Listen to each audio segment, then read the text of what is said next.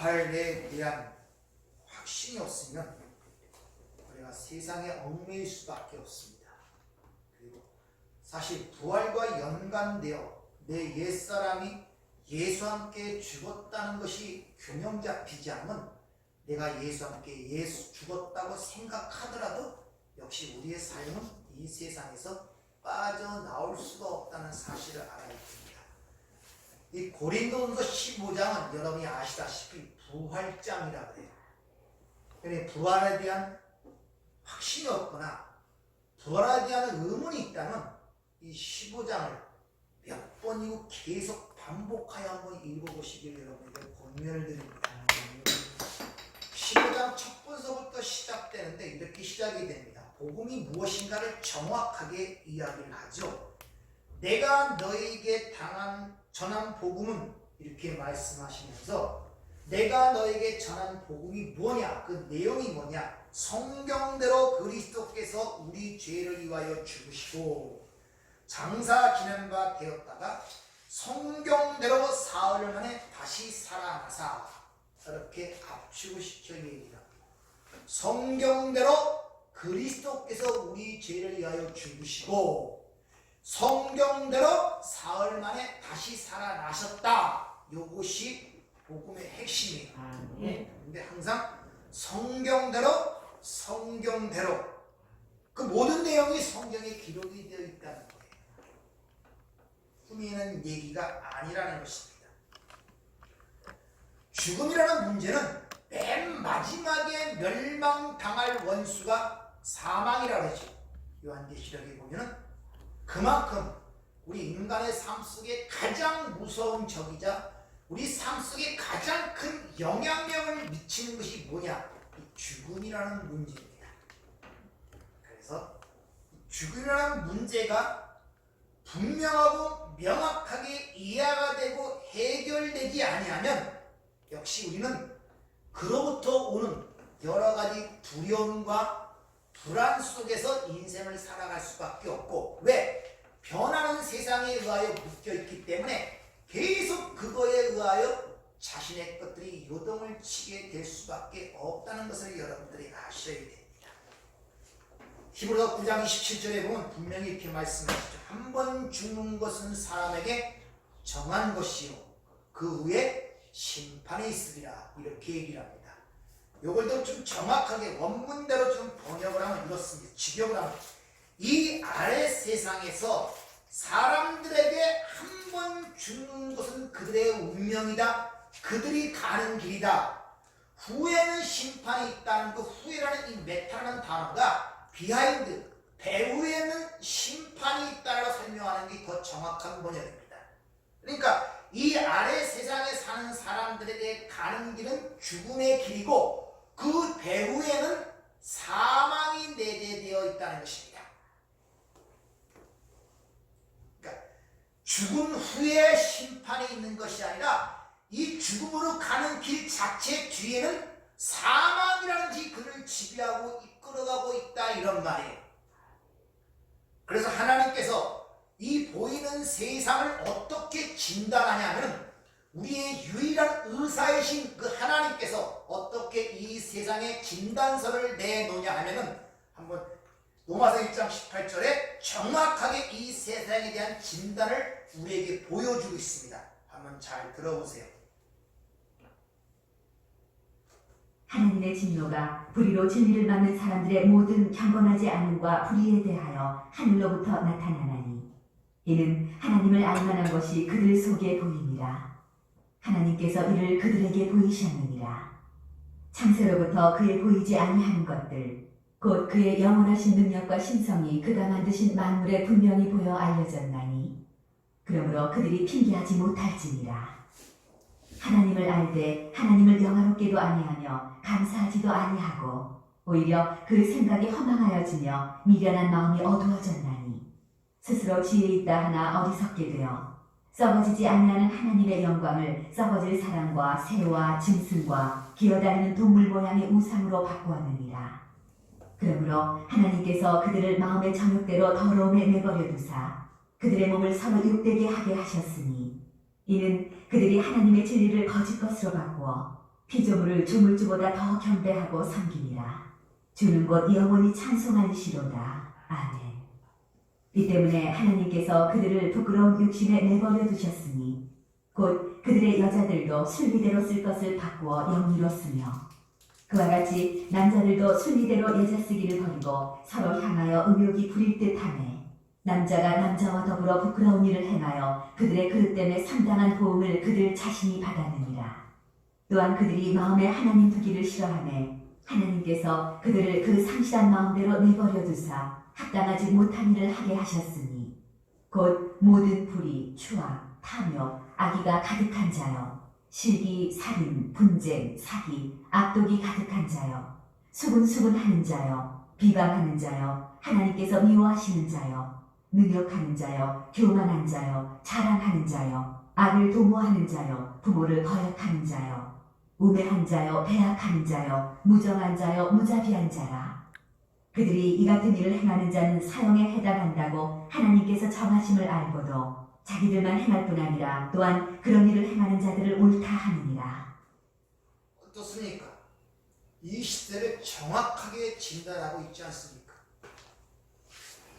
여기에 보면 하나님이 그들의 마음, 상실한 마음대로 내버려 두사 그들의 정욕대로 내버려 두사 그런 일들을 행하게 하는데 그들은 그런 일들이 잘못됐음을 알고도 오히려 그런 일을 하는 자들을 옳다 하느니라 하는 이런 시대상을 지금 로마서 1장 18절부터 32절까지 아주 긴 절을 통하여 하나님께서 이 세상에 대해 진단서를 지금 떼고 있는 것입니다.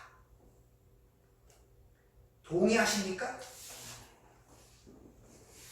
하나님이 이 세상에 대한 이런 진단서에 대해서 동의를 하시냔 말이에요. 아니면 다른 의사를 찾아가 봐야 되겠습니까? 이게 바로 지금 이 한 길, 죽음의 길을 가는 속에서 일어나는 사람들의 삶 속에 일어나는 모든 일들의 상황이 바로 이러한 상황이란 말입니다. 그러니까 심판은 죽음에 받는 것이 아니라 이미 우리는 심판을 받으며 그 결과의 열매를 먹으며 가는 가운데 있다는 것입니다. 이렇게 죽음의 길, 사망의 결박 속에 묶여있던 그들 가운데서 바로 부활하신 분이 계시다는 거예요. 부활. 오늘 그게 본 말씀 20절입니다. 그러나 이제 그리스도께서 죽은 자 가운데서 다시 살아나사 잠자는 자들의 첫 열매가 되셨도다 이렇게 얘기하는 거예요. 그러니까 이 세상은 죽은 자들이 사는 세상이에요. 심판 아래에서 살아가고 있는 세상이란 말입니다. 거기서 빠져나온 자가 있었단 말입니다. 그걸 부활했다. 아나스테미. 전부 다 벌레와 짐승처럼 네 발로 배로 기어가는 그 세상 속에서 아나스테미 올바르게 쓰는 사람이 있었단 말이에요. 직립보행을 하는 인간이 생겨났단 말입니다. 아나스테미라는 이 부활이라는 단어는 위로 똑바로 쓰다 이런 말이에요. 우리 인간들만이 직립보행을 하죠. 거기서 첫 열매라는 아파르케라는 단어는 첫 번째, 두 번째, 세 번째 기수와 소수를 의미하는 것이 아니라 프로토코스, 최상의, 최고의 것이란 말입니다. 이것이. 그러니까 그것은 모든 것을 대표한다는 의미가 있는 거예요. 뒤에서 그러니까 맏아들 대신이라는 그런 말이 있죠. 예수가 우리의 맏아들이라는 것은 뒤에 동생들이 있다는 말을 의미한단 말입니다. 첫 열매라는 것은 그 다음에 그와 함께 그 죽은 자 가운데서 부활한 이들이 있다 이런 말이에요. 이 어둠의 세상에 이 흙 먼지 속에 하나님이 마치 이렇게 생각하시면 돼요. 그 자석이 있죠. 자석을 갖고 흙에다 이렇게 한번 빙 돌리고 딱 끼면 자석에 달라붙은 것들이 있어요. 그게 뭡니까? 쇠란 말입니다. 그런 식이란 말이에요. 이 흙 같은 세상 속에서 하나님의 창세에 선택된 백성들이 있는데 그걸 몰라요. 근데 하늘에서 그 예수를 그 죽은 자 가운데 집어넣었다 다시 살리더니 거기에서 같이 연합되어 나오는 자들이 있었다 이런 말이에요. 그래서 사도 바울은 에베소 교회에 이렇게 썼습니다. 에베소 2장 5절 허물로 죽은 우리를 그리스도와 함께 살리셨고 신의 조포이세 과거입니다. 이것도 너희는 은혜로 구원을 받은 것이라 또 함께 일으키사 이것이 쉬네게렌 함께 일으키사 또 그리스도 예수 안에서 함께 하늘에 앉히시니 쉬네카이스텐 전부 다 과거예요. 그러니까 이미 이루어진 사실을 지금 이야기하고 있는 거예요. 저와 여러분 예수와 함께 살림을 받았고 예수와 함께 일으킴을 받았고 예수와 함께 지금 하늘에 앉은 바가 되었다는 것입니다. 이게 여러분의 진실이에요. 눈으로 어떻게 보이든 내 생각이 어떠하든 하나님이 선포하시는 진리 여러분의 현실이란 말입니다. 이들이 첫째 부활에 참여한 자다 이렇게 이야기를 합니다. 계시록 20장 6절에 보면 첫째 부활에 참여하는 자들은 복이 있고 거룩하도다. 둘째 사망이 그들을 다스리는 권세가 없고 도리어 그들이 하나님과 그리스도의 제사장이 되어 1000년 동안 그리스도와 더불어 왕노릇하리라 이렇게 해요. 첫째 부활에 참여한 자들. 그럼 첫째 부활이 있으면 둘째 부활이 있느냐? 그런 의미가 아니란 말입니다. 이 첫째라는 것도 마찬가지예요. 최상과 최고의 의미를 갖고 있는 거예요. 그러니까 우리가 첫째 부활의 최고의 어떤 하나님의 생명에 참여한 자가 됐단 말입니다. 그래서 둘째 사망이 그를 다스리지 못한다. 이 둘째라는 것은 말 그대로 기수와 소수입니다. 그럼 첫째 사망이 있었다는 것이죠. 첫째 사망이 어디서 일어났습니까? 창세기 3장에서 일어났단 말입니다. 인간의 첫 번째 사망, 영적 죽음, 하나님과의 교제의 단절, 이게 첫 번째 사망이에요. 그런 자들 가운데 예수와 함께 부활한 자들은 마지막 심판에서 우리가 받지 않는다 이런 의미를 갖고 있단 말입니다. 그러니까 저와 여러분 심판과 상관이 없는 자가 되었다는 것을 이 말씀 속에 우리에게 가르쳐주고 있는 것입니다. 근데 우리가 그렇게 첫 번째 부활에 참여하는 자인데 우리가 또 기다리는 게 있어요. 이건 두 번째 부활이라 이미 부활에 이른 자인데 우리는 몸의 구속을 받지 못했어요. 그래서 로마서 8장 29절에 보면 모든 피조 우리 몸의 구속을 기다린다 그러죠. 이 육신의 몸, 흙으로부터 나온 몸, 아담으로부터 물려받은 몸, 이 몸도 구속이 돼야 돼요. 신령한 몸으로. 우리의 소망은 지금 거기에 있는 것입니다. 그리고 하나님이 아직도 새 사람을 이 옛사람이 갖고 있던 몸과 함께 이 세상에 내려두는 이유는 그것 때문에 우리가 신앙에 많은 고통과 어려움과 실족할 때가 있는데 그걸 통하여 가르치고자 하는 의도가 있단 말입니다. 니들이 옛날에 살던 모습이 어떤 것을 보여주기 위해서 경험을 하란 말이에요. 체험을 하란 말이에요.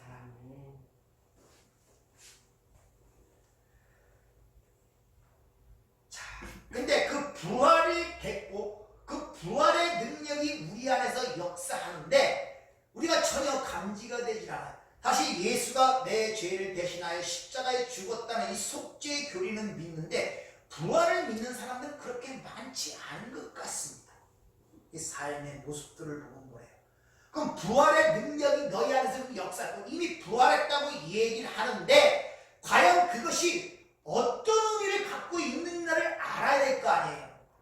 사실 보통 같은 거 얘기하는데 너희가 그리스도와 함께 지금 세상에서 왕노릇하고 있다는데 여러분이 인식상에서는 그게 왕노릇하는 게 안 보이잖아요. 성경은 그렇게 선언하고 있고 현재 그렇게 하고 있다고 얘기를 하는데 전혀 내 의지와 감정과 이해와 지식과 감각으로는 그렇게 보이지 않는단 말입니다. 그래서 하나님의 말씀이 그 안에 들어가야 돼요. 많은 신앙의 고통과 갈등의 문제가 바로 거기 있습니다. 똑같은 거. 부활하여 이미 부활의 능력이 너희 안에서 역사하고 있다 그러는데 전혀 우리를 감지하지 못하고 있다는 것입니다. 왜? 부활의 능력이 역사한다는 의미를 모르는 거예요. 단지 시각적으로 나사로처럼 죽었다가 살아나면 야 저기 부활의 능력이라는 고수준이에요. 보이는 시각의 수준. 그러니까 안 보이면 안 믿는 거예요. 또 보고 얘기해도 안 믿어요.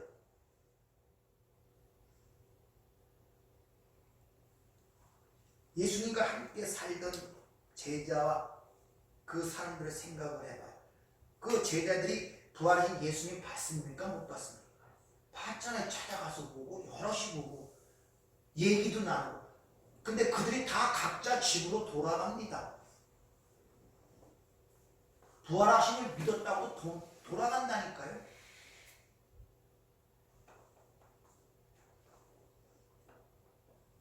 육신으로 그리스도를 아는 자들은 다 그래요. 그래서 부활이라는 것은 어느 사람의 목격담에 의하여 믿어지는 것도 아니고 어떤 사람의 증언에 의하여 믿어지는 것도 아니고 내가 실제 한번 봤다고 해서도 믿어지는 문제가 아님을 아셔야 된단 말입니다. 예수가 승천할 때 500여 명이 그를 봤단 말이에요. 예수 승천하실 때 부활하신 주님이. 그런데 실제 예수님의 말씀을 믿고 마가다라 땅에 와서 기도한 사람은 120명밖에 안 돼요. 여러분 눈으로 보면 지금 믿을 것 같죠? 한 일주일만 안 보여보세요. 한 달만 안 보여보세요. 그 믿음이 있을 것 같습니까? 아니에요.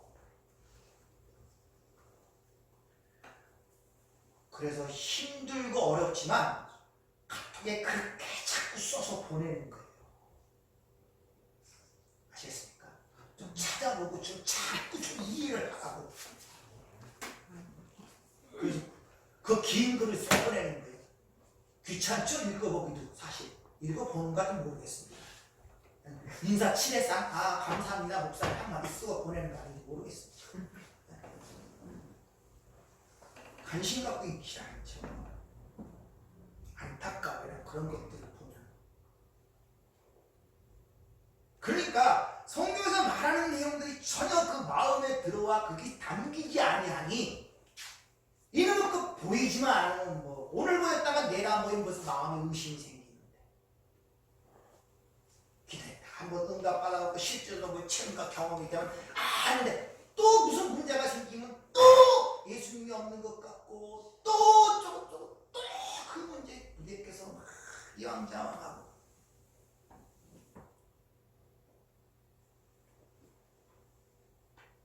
영생을 소유한 자, 부활의 능력이 그 안에 역사한다. 다른 말로 그리스도와 왕노릇하는 자. 이게 다 같은 내용을 갖고 있단 말입니다. 같은 내용.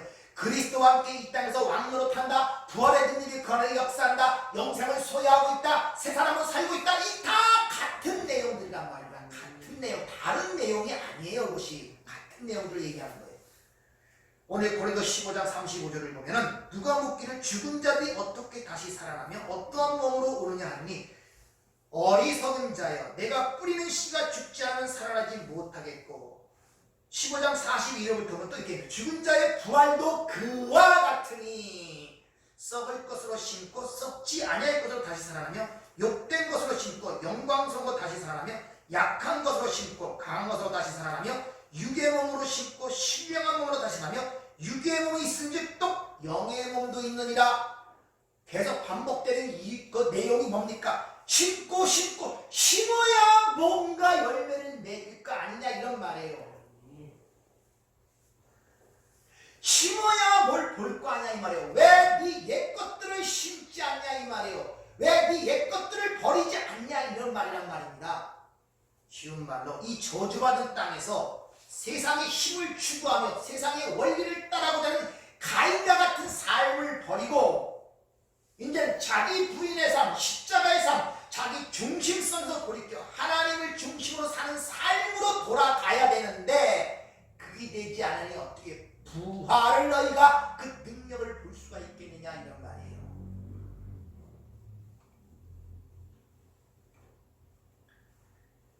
그래서 육체를 위해 살지 말고 성령을 위해 심으라고 성경도 얘기하고 있는 것입니다. 사도 바울이 갈라디아서에 이렇게 얘기를 하죠. 스스로 속이지 말라. 하나님은 여신여김이 받지 아니하시나니 사람이 무엇으로 심든지 그대로 거두리라. 자기 육체를 위하여 심는 자는 육체로부터 썩어질 것을 거둘 것이요 성령을 위해 심는 자는 성령으로부터 영생을 거두리라. 육체를 위해 심는다는 말이 뭡니까? 자기를 위해 사는 거예요. 이 세상의 힘을 추구하며 이 세상의 원리를 따라 사는 거예요. 자기 행복과 자기 만족과 자기 야망과 자기의 꿈을 위해서 이 세상의 힘을 추구하고 이 세상의 성공을 추구하며 이 세상의 힘의 논리에 따라 살아가는 모든 것을 육체를 위해 심는다 그런 거예요. 근데 거기서 썩어질 것을 거둔다는 거예요. 그러니까 삶 속에서 그런 걸 거두는 경험들을 하는 거예요. 자꾸 실망이 되고 실패가 되고 고통이 되고 어려움이 되고 불안이 되고 답답함이 되고 썩어질 것을 거두는 거예요. 거기서 돌이키란 말이에요. 예. 이제는 반대로 살아야 된단 말입니다. 하나님의 영광을 위하여 자기 중심에 아니라 하나님의 중심으로 살아야 되고 자기 만족이 아니라 자기 부인을 위해서 그렇게 심어야만이 거기서 영광된 것으로 강한 것으로 거기 살아날 수가 있단 말입니다.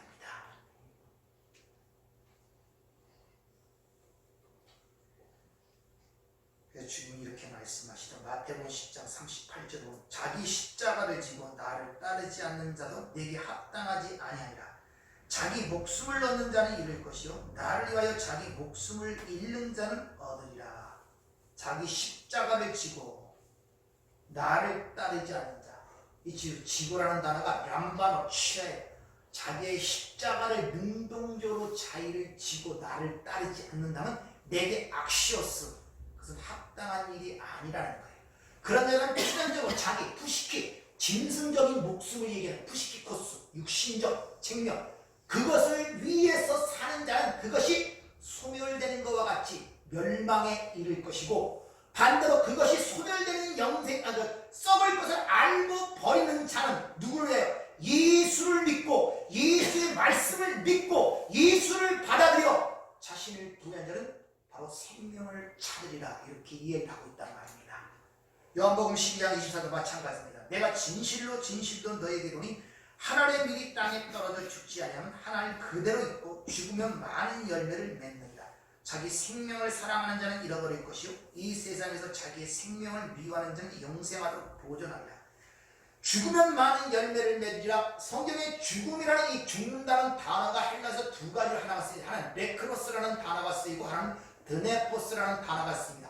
네크로스는 말 그대로 완전히 죽은 자체를 얘기하는 것이고, 드네포스는 죽음을 향하여 가는 모든 것들, 죽음의 직전까지 가는 모든 것들에게, 그러니까 아포드네스코라는 것은 뭐로부터 떨어지는 것, 분리되는 것, 그것을 얘기하는 거예요. 그러니까 쉽게 말하면 이 세상에서 자기 생명을 미워한다, 또는 죽으면 많은 열매를 맺으라. 이건 세상과 너희가 분리된다면, 세상에서 너희가 나온다면, 너희가 내게 붙어 있다면 너희가 열매를 많이 맺게 될 것이다. 이런 말이란 말입니다.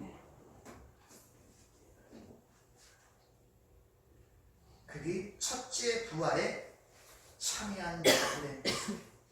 따라서 이런 부활, 첫째 부활에 참여한 자들, 그 영생을 소유한 자들은 이 세상에서 어떤 상황과 환경 속에서도 원망과 불평을 쏟아내면 안 되는 것입니다. 왜? 그 원망과 불평을 쏟아내는 자체가 마치 세상의 모든 것처럼 알고 살아가고 있기 때문에 그런 불평과 원망이 나오는 거예요. 이 땅에서 자기의 인생길이 낙인의 인생이며 이방으로 살아간다는 걸 모르기 때문에, 내가 여기에 원주민이고 여기에 거주한 자고 여기가 유일한 세상이기 때문에 그것 때문에 원망과 불평이 쏟아져 나온단 말. 다시 말하면 그 자체가 불신앙, 부활을 했다는 것을 믿지 않는 불신앙의 결과란 말입니다. 그것이 모든 것이 있냐 거기서 요동을 치는 거예요. 그래서 무슨 문제가 생길 때마다 그것이 나의 전부이냐 거기에 목을 메어 무왕좌왕하는 자체가 부활이 확신치 않고 부활을 알지 못하기 때문에 그런 것입니다. 네, 그것이 나와 연결이 됩니다. 그 그건 내가 뭘 아니, 나의 연장선상에서 다 있는 거예요. 다 연결되어 있단 말이에요. 그 하나. 모든 게 연결되어 있단 말이에요. 얼마나 많은 줄도 나와 연결된지 몰라요. 하나에서 여기까지.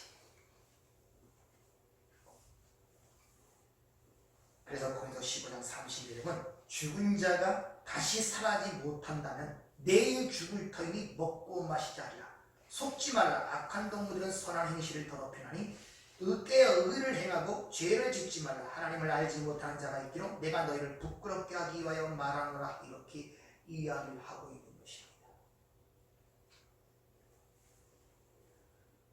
부활하지 못한다면 내일 죽을 터인데 먹고 마시고 노는 게 편찮겠습니까? 안 그렇습니다. 뭐 내일 죽을 건데 뭐하러 여기 나와서 이런 시간이 있어요. 놀러 다니고 뭐 그거 하고 있습니까? 육신의 즐거움에서 놀지.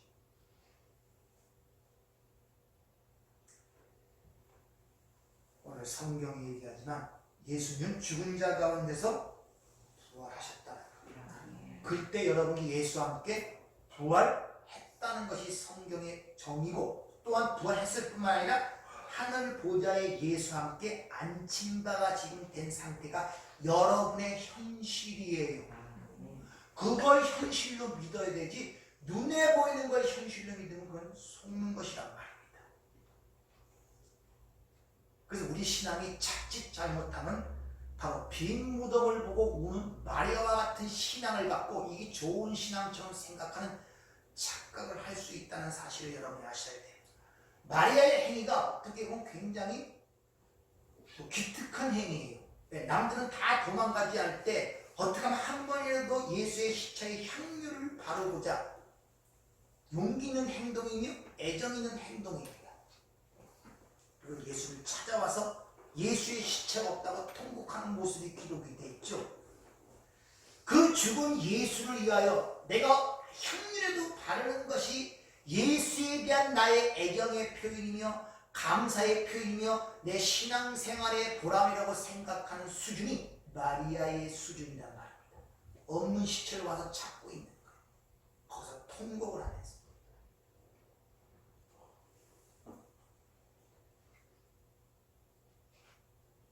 여러분도 그런 신앙을 갖고 계신 거 아니에요? 보이지 않는 예수를 자꾸 찾으면서 눈으로 보려고, 꿈으로 어떻게 한번 보고 싶고, 만져지는 걸도 한번 보고 싶고, 접촉도 한번 해보고 싶고, 그게 안 되니 맨날 눈물을 헤매는 거 아닙니까? 근심하며 염려하며 어디로 갔지? 저기 갔나? 여기 갔나? 이게 마리아의 수준이란 말이에요. 여러분 신앙은 어떻습니까? 아니면 부활을 믿긴 믿었는데 부활의 의미와 진정한 뜻을 깨닫지 못하고 피상적으로 알았더라. 그래서 성경에 부활하신 주님을 받고 그분의 얘기를 들었음에도 불구하고 다 집으로 돌아가 버리는 거예요. 눈으로 보고도 듣고도 그게 믿어지지 않는 거예요. 그 안에서 그 부활의 능력이 역사하지 않는다는 것입니다. 그래서 그 여자들이 주님 부활하신 주님을 들었다는 말을 듣고 그들의 말이 헛판했다고 그러죠. 헛소리 한다고 얘기하죠.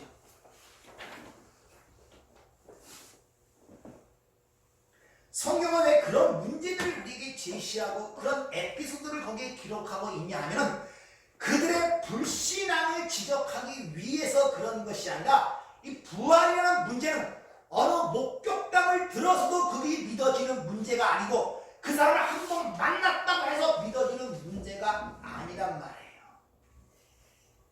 그걸 지금 우리에게 가르쳐주고 있단 말입니다. 그 이야기가 엠마오상의 두 제자의 이야기를 통해서 보여주는 거예요. 이들의 문제는, 제일 큰 문제는 부활하신 주님을 못 만난 것도 아니고 십자가에 죽으신 주님을 몰랐던 것도 아니고 기적을 못 봤던 자들도 아니고 체험을 못했던 자들도 아닌데 딱 한 가지, 하나님의 말씀을 알지도 깨닫지도 못했다는 것입니다. 그걸 믿지도 않았다는 것이죠. 왜? 눈이 뭐라?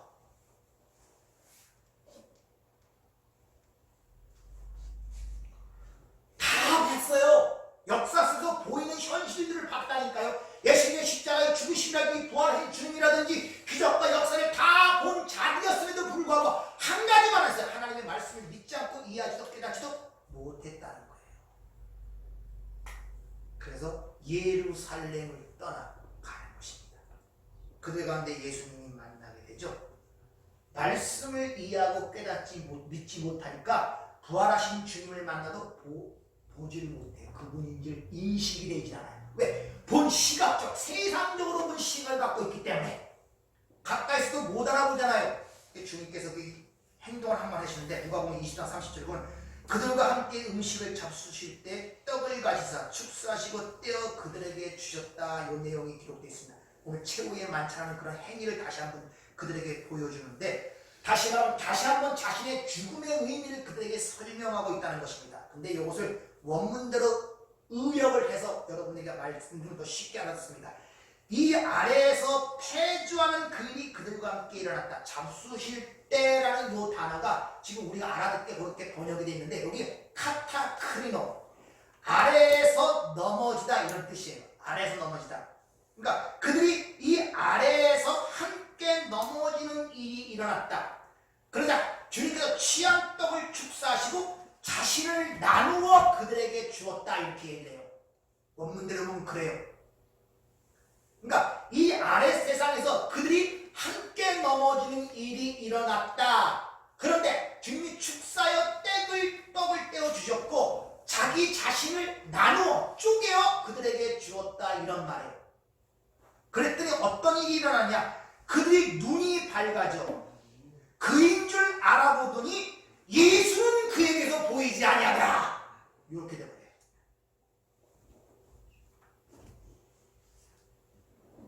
여기서 밝아자는 단어가 디아노이고라는 단어가 쓰이는데 아노이고 위에서 아나 위에서 노이고 열어주다 위에서 열어주다인데 그 앞에 디아라는 전치사가 붙어서 명확하고 분명하고 확실하게 열어주다. 위에서 그의 수동태입니다. 위에서 그렇게 확실하게 열어줬더니 그인 줄 알아보더라. 기노스코 안다는 단어 앞에 에페라는 전치사가 통괄적으로 전체적으로 완전하게 알아보자 보이는 예수가 살아오네요.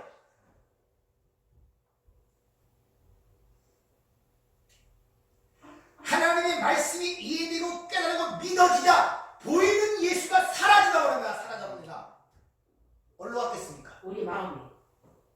여러분 안으로 들어가. 네. 영으로 말씀으로 그런 자만이 부활하신 주님을 볼 수 있단 말이에요. 그러자 보이는 주님을 안 보이자 거림을 돌이켜 다시 예루살렘으로 들어가는 거예요.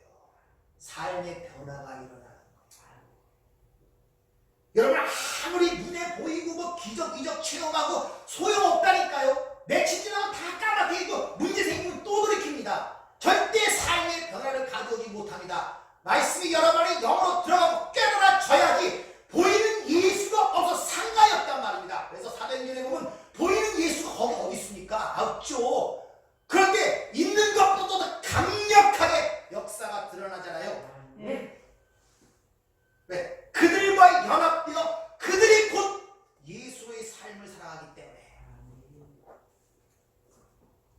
그래서 확실히 얘기하죠. 베드로가 내게 있는 것 다른 건 아무것도 없다. 니들이 원하는 것 세상에 아무것도 없다. 내게 있는 것 유일하게 하나.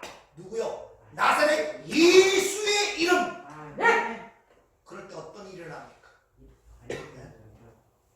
안진뱅이 나서 성전을 향하며 찬송하는 모습이 일어나죠. 네.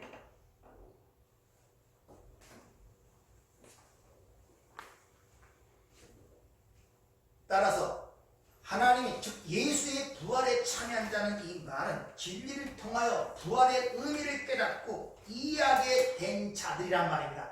그래서 보이는 이 세상에 살면서 오는 세상의 삶을 살 수가 있는 거예요.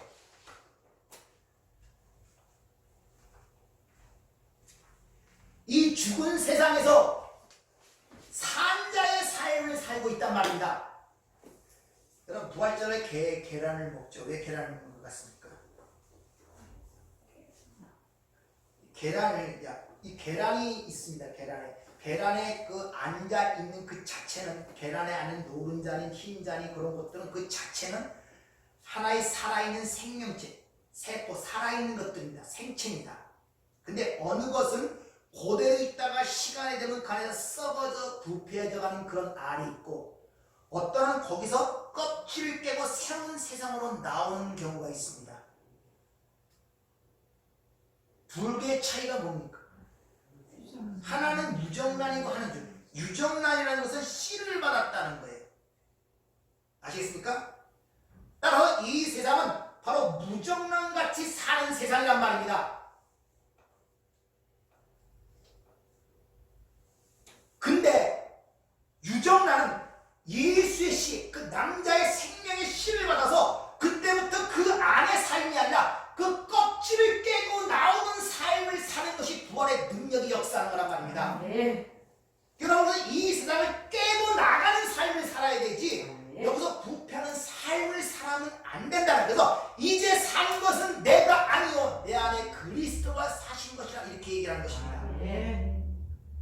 껍질 안에도 하나의 세계가 있어요. 생명이 있으니까. 근데 밖에서 껍질을 볼 때 어떻게 보겠습니까? 이 안의 세계와 밖의 세계는 전혀 다른 세계예요. 차원이 다르단 말입니다. 아시겠습니까? 차원이 다르다. 그게 똑같은 거란 말이에요. 똑같은. 그 걸은 껍질, 이 껍질, 세상이라는 그 껍질을 깨고 이 질그릇 아닙니까? 깨고 나와 그 안에 영과 그 안에 생명이 드러나야 되는데, 그러니까 우리의 삶은 예수의 영원한 생명, 새 생명을 받은 자들은 이 땅에서 반드시 그 세상이라는 껍질을 깨고 나가는 과정이 있을 수밖에 없는 거예요. 산모 속에 있던 그 아이가 산고의 고통을 겪어야만이 세상으로 출발되듯이, 만약 그 씨를 받지 못하면 그 껍질 안에서 한 달이 되면 썩어요. 일주일 되면 그 안에서 부패해서 썩어버린다. 멸망이란 말입니다. 여자는 남자의 씨를 받지 못하면 한 달마다 땅으로 쏟아버리잖아요. 그것을 부정하다 이렇게 얘기하는 거예요. 그러나 남자의 씨를 받으면 새로운 생명체가 탄생이 시작하는 거예요. 그것이 어머니의 자궁 아닙니까? 그게 시작돼. 그 자궁 안에 있는 것이 목적이 아니라 밖으로 나가기 위한 준비의 과정이 어머니의 10달 동안 자기 임신기간이란 말입니다. 그 10달, 이 세상의 완전수. 그래서 10달이에요. 거기서 준비가 돼서 그 산모의 고통을 탈 때 첫 출동이 바로 이 세상에 숨을 쉬는 거예요. 그 어머니 자궁에 있는 생명과 밖에 나온 생명은 하늘과 땅 차이잖아요. 보고 시각과 판단하는 것들이. 이렇게 그 과정 속에는 엄청난 어려움과 고통들이 있는데, 그 안에 반드시 부활의 능력, 생명의 씨가 있는 자들은 그 껍질을 깨고 나올 수밖에 없는 것입니다. 그럼 깨고 나가야 돼요. Come out, my people. 내 백성들아 거기서 나오라 그러잖아요. 그들이 멸망받을 그 벌 받지 말고 거기서 나오라. 계시록 18장에서 이 얘기를 하잖아요.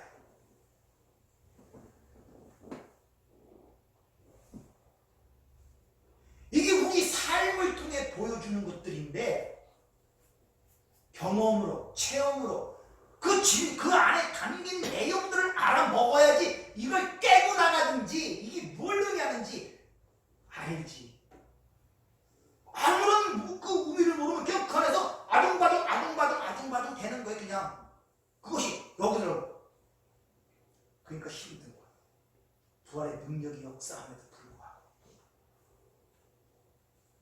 그래서 사도 바울이 이제는 내가 산 것이 아니야. 내 안에 그리스도가 살아. 네. 내가 살면 죽어요. 그것은 제가 살아요.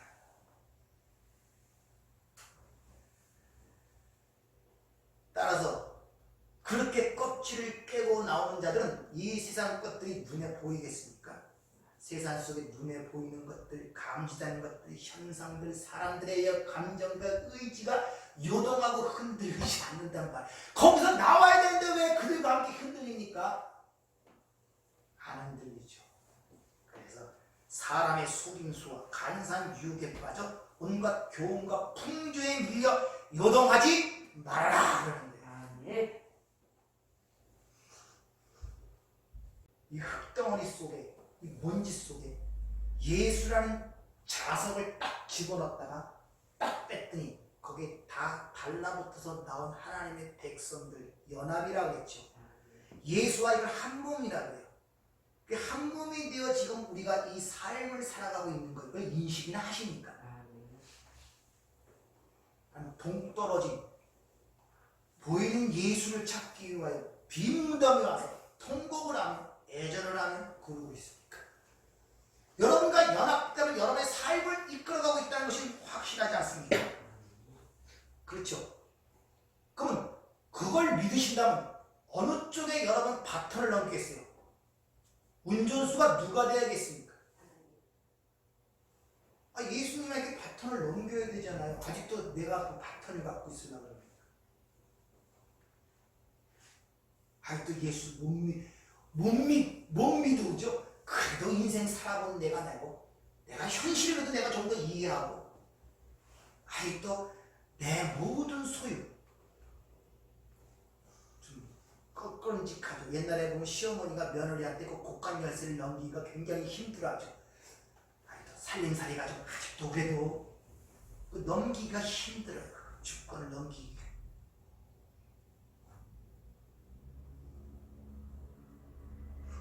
왜냐? 같이 살아보니까 쉽지가, 내 마음대로 되질 않네. 내 뜻대로 되질 않네. 맨날 걸치는 것만 듣고, 맨날 하기 싫은 것만 자꾸 해라는 것 같고, 내가 하고 싶은 건 전부 다 못하는 것 같게 만들고, 내가 생각지도 않고 내가 허락지도 않은 상황들이 자꾸 벌어지는 것 같고,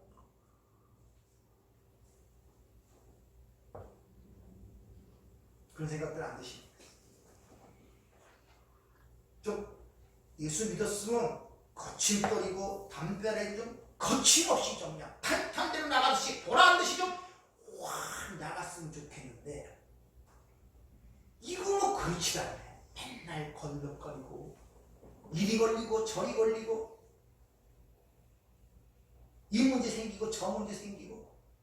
그럼 예수 안 믿었으면 그런 문제 안 생겼을 것 같습니까? 모르죠. 안 생겼을 수도. 예수 믿고 더 많이 생긴지도 몰라요. 사실. 왜? 그때는 주님의 뜻대로 살아야 되기 때문에. 그래서 우리가 맞지 않은 환경과 여건, 사건들을 우리에게 허락하실 때가 있는 거예요. 주도권이 누구에 있는가를 가르치시기 위해서. 가르치기 위해서. 누구에게 있는가를 가르치기 위해서. 그럴 때마다 우리는 주도권을 그분에게 넘겨줘야 되는데, 또 그럴 때마다 주도권을 그분에게 넘겨주는 것보다는 내 힘으로 그것을 이끌어내고자 여러 가지 사람을 의지하기도 하고, 이 헛된 세상을 의지하면서 그럴 때가 얼마나 많은가를 한번 돌이켜 봐야 됩니다. 그러나 성경은 분명히 얘기하죠. 왜 그런 문제가 생기는지를 그 원인은 얘기하지 않지만 목적은 분명히 우리에게 일러줍니다. 너희의 유익을 위하여, 나의 거룩함에 참여하기 위하여 그런 일들을 허락하시고 나타난다고 분명히 얘기를 해주고 있단 말입니다. 그래서 믿음이 필요하고, 우리가 지금 요한복음 강론을 하고 있지만 요한복음 14장에 이미 시작할 때 너희는 마음에 염려하고 근심하지 말라 한 다음에 내가 너희를 위하여 처소로 예배하러 가노니 가서 처소를 예배하면 다시 와서 너희를 나의 곳에 영접하여 나와 함께 있으리라. 새하늘과 새 땅으로 인도하는 약속이 주어지잖아요. 그럼 예수님이 이미 사역을 완성하시고 영으로 우리와 연합이 되어 한 몸이 되어 그 약속한 처소로 우리를 인도하고 계시잖아요. 믿습니까? 내가 지금 병이 걸리더라도, 사업이 망하더라도, 지구가 부러지지 나더라도 그 과정이 나를 새하늘과 새 땅으로 인도하는 과정을 믿으시단 말이에요. 아니면 나에게 왜 이런 일이 생겨나는 거, 왜 이런 일로 인도하는가, 그런 의문이 드러나냔 말이에요. 아직도 주도권이 예수께로 안 넘어가는 거예요. 부활의 능력이 역사할 것을 믿지 않는 거예요. 부활을 믿지 않는 거라면. 왜? 이 보이는 세상이 전부이기 때문에 내 모든 생명과 모든 여기에 걸려있기 때문에 내 행복과 내 안위와 내 만족은 다 여기에 걸려있기 때문에 그 보이는 것이 하나 없을 때마다 불안하고 두렵거든요. 내 안위가 불안스러워요. 하나 끊어질 때마다. 요거 끊어지면 또 삶이 더 불안하고 요거 끊으면 나 어떡하지? 저거 끊으면 나 어떡하지? 전부 다 보이는 것에 얽매여 있단 말입니다. 부활이 없다는 자들처럼 그 요시부동 치는 거 저렇게 막 난리를 치는 거.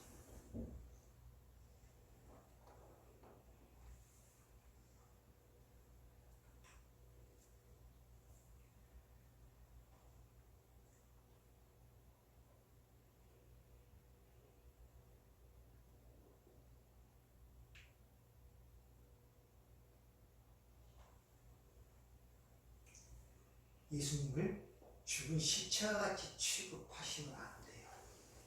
아시겠습니까?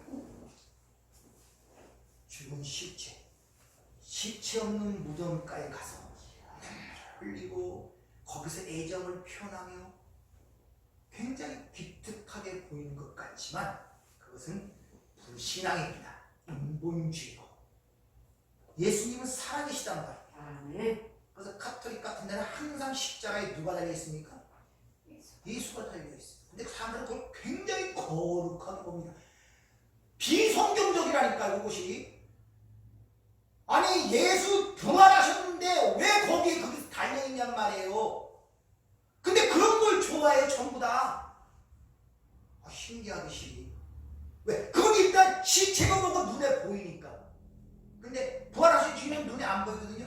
말씀이 믿어지기래요, 깨달아지기래요, 이해해요. 눈에 안 보이니까 자꾸 불안한 거예요. 그러니까 보이도록 만들기 위해서 십자가에다가 거기다 또 갖다 예수님의 상을 갖다 붙여놓고 그걸 붙잡고 또 기도하고 그것 때문에 감동받아 눈물 콧물 흘리고 그것이 무슨 큰 신앙의 그건 것처럼 이게 얼마나 어리석고 우매한 짓이냔 말이에요, 여러분들. 이 시대 신앙이 그러면 안 된단 말이에요.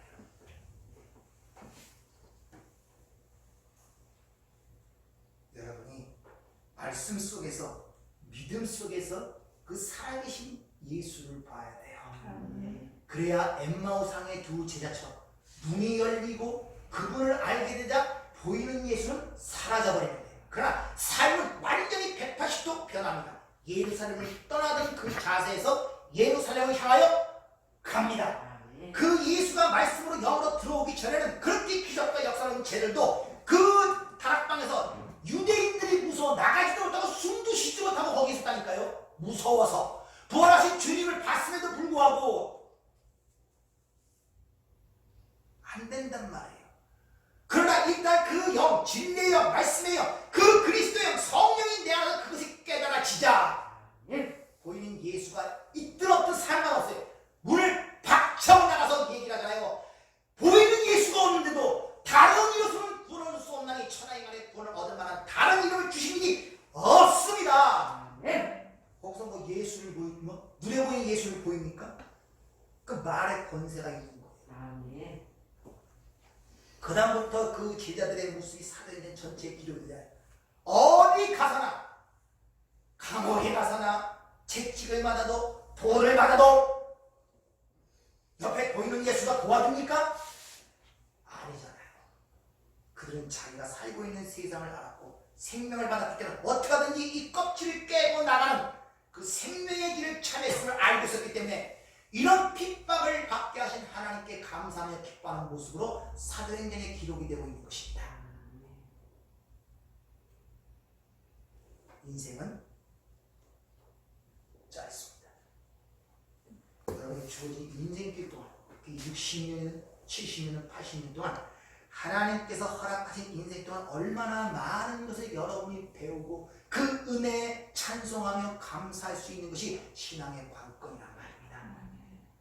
사실 어떻게 보면 평생 주님일 때까지 한 번 제대로 그 은혜를 발견해 찬송할 때가 있을까 할 정도로 우리는 여전히 세상을 향하여 이 몸을 위하여 몸을 놓을 때까지 목숨을 놓을 때까지도 계속 내 자신을 위해 사는 것이 우리의 실상이란 말입니다.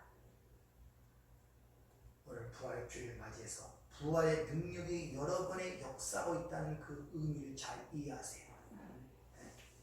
자꾸 눈에 보이는 것으로 찾으려고 하지 마세요. 보이는 현상으로 찾으려고 하지 마세요. 말씀을 읽고 듣고 깨달아 믿어져야 돼. 아멘. 내 것이 돼야 돼. 아멘. 우리 말은 살이 되고 피가 돼야 된단 말입니다. 그 말씀이 내 안에 내 일부가 된단 말입니다. 그럴 때 그게 이해가 되고 깨달아질 때 감옥에 가든지 어디든지 보이는 것들은 상관없이 그 예수와 함께하는 확신 속에 이 어려운 세상을 능히 이기고 나아갈 수가 있다는 사실을 믿으시기를 부탁을 드립니다. 아멘. 기도하겠습니다. 은혜롭고 자비로우신 하나님 감사를 드립니다. 아버지, 우리가 이 말씀을 읽을 때마다 얼마나 우리가 부족한지 모릅니다. 주님, 이 말, 내가 너에게 이런 말이 영이요 생명이라고 말씀하셨는데 우리 너무 이런 것에 대하여 관심이 없습니다. 여전히 보이는 세상에 의하여 그것들에 의하여 우리는 삶이 흔들리고 그것 때문에 넘어지며 그것 때문에 예수를 찾는 경우들이 너무나 많습니다.